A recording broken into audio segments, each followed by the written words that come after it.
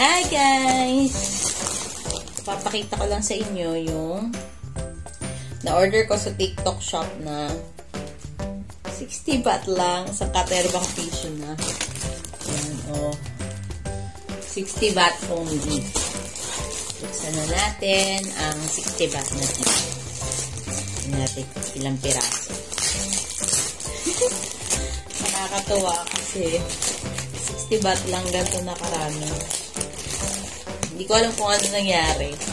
Pero siguro dahil sa first time ko na umorder sa TikTok. Pero actually, pangalawa ko na or pangatlo na yata.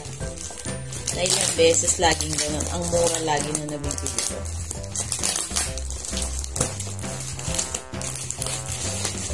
Ayan. Ito na ang tissue na 60 baht. Okay, we have our first 5. 10 packs.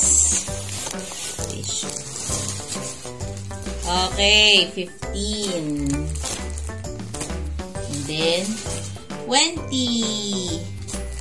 20 packs ng tissue. Meron na tayong 60 baht lang. Meron na tayong 20 packs ng tissue. So, parang lumalabas 3 isa. Tama ba?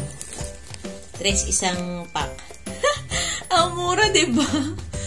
Hindi ko alam ba't ako namumulekta ng tissue. Pero natutuwa ako. Nakakatuwa talaga. Ang saya-saya. Kahit ang syongit-syongit ko na pumunta ako dun sa may kuhanan ng mga package. Diba? Ang mura. Oh, kahit na chang-chong-ching pa yan. Ano mang gagawin mo sa tissue, papamunas mo lang naman. Diba? Okay. Yes! 60 baht. Meron ka ng 20 packs ng tissue dito sa TikTok shop.